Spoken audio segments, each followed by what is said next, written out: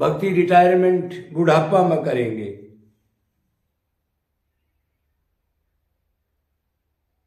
तो क्या उस टाइम भक्ति हो जाएगी? कोई कहता है जब रिटायरमेंट के 5 साल है, कोई कहता है जी 10 साल है। मतलब ये सारे काम निपटा लें, उसके बाद बुढ़ापा आएगा, रिटायर हो जाएंगे, तब भक्ति ही करेंगे। ये सवाल है उनका। तो ये तो आपका बिल्कुल गलत विचार है। किस गुरु ने ज्ञान दे दिया आपको अब रिटायरमेंट होके भक्ति करेंगे, या जब बूढ़े हो जाएंगे बिल्कुल, जब इंद्री वर्क नहीं करेंगी, तब फिर भक्ति ही करेंगे? तो इसमें सबसे बड़ी बात तो ये है, अब भक्ति आप करोगे तो ये आपको पक्का पता है कि रिटायरमेंट होने तक ये आपका ये खोपड़ा शरीर रह जाएगा। हृदय तो एक एक पल में लोग जा रहे हैं। 20 साल का 30 साल का हार्ट अटैक हो रहा है। आज तो कल युग में तो घोर ऐसी चीजें हैं, ना खान पान, ना सोच, ना विचार, ना कोई समाज, ना कायदे, ना गुरुकुल, ना कानून, ना कोई शास्त्र, सब ताक पर रख रखा है।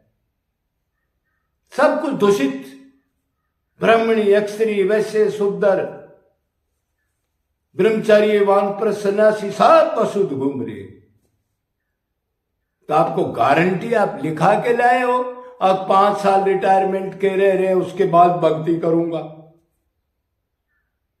एक तो ये क्षणभंगुर शरीर है, ये आइडिया ही गलत आपका। वो आदमी भक्ति कर ही नहीं सकता जो ये सोचे ये करने के बाद भक्ति करूंगा। काल करे सो आज करे, आज करे सो अब, पल में परलय होएगी, फिर करेगा कब? गधा बनने के बाद करेगा क्या? अरे वो तो भोग योनि है, फिर कुमार डंडे मारेगा। और शरीर क्षणभंगुर है। प्लान कैसे बना रहा है? प्लान तो उसकी बनानी थी नहीं, ये शरीर जिसने दिया है दुखों में घिरता जा रहा है, सुख ढूंढ रहा है, बुढ़ापा आ गया, फिर भी तसल्ली नहीं हो रही। अरे 50% 50 साल के बाद तो वानप्रस्थ बताया है। वन में चला जा मूर्ख, 50 साल हो गए, जो अपराध करें, गलत सोचा है, धन कमाने के लिए गलत काम करें, निंदनीय वर्क किया है, उस आके इंद्रियों का दमन कर, भगवान का भजन कर, जो छोटा मोटा कमाया उसमें से 10% जीवों को दान कर, कोई शुभ कर्म कर, निकल जाए इधर से।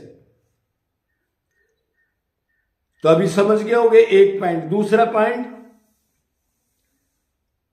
कल तरह तरह के रोग लग जाते।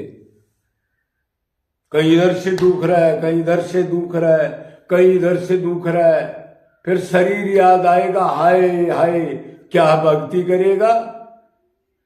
दूसरा पॉइंट है, इसलिए सावधान होना चाहिए। तीसरा पॉइंट है, फिर जो आप बच्चों के अधीन हो जाओगे, आपकी पेंशन वगैरह है उसको लोग खोस लेंगे, आपका मोह ज्यादा होगा, आप दान भी नहीं कर सकोगे, शुभ कर्म भी नहीं कर सकोगे, अधीन होते चले जाओगे, शरीर में ताकत नहीं रहेगी। और क्या होगा?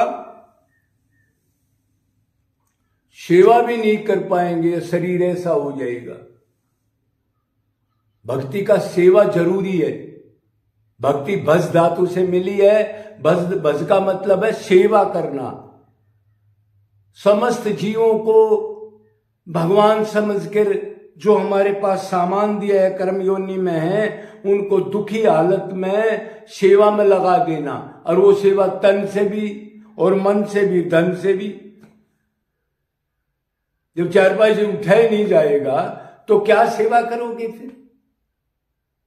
और धन आपके बच्चे और आपकी औरतें वगैरह वो करने नहीं देंगे, क्यों? पावर कम हो जाएगी,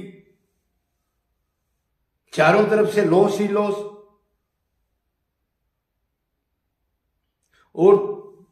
और बात है कि आगे ऐसा 1-1 साल 2-2 साल निकल रहे, इतना भारी पाखंड फैल रहा है। भक्ति हो, कोई भी काम हो, सेवा हो, कोई चीज प्योर नहीं बचती। आज कोई बढ़िया संत हुआ जिस आश्रम पर, अब उधर जाके देखो क्या गंदगी फैल जाती है।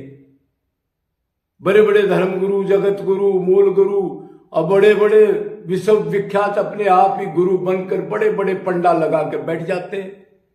मतलब वातावरण गंदा हो जाएगा, मतलब बाहर की भक्ति, अंदर का सिस्टम ही नहीं बचेगा।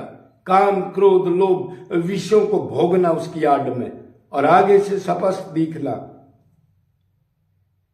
ये हालात हो जाएगी। और क्या होगा? और जितना भी एज बढ़ेगी उतना ही नाती पोती संबंधी दुकान मकान में बढ़ाओगे आप और उसमें मन फंस जाएगा।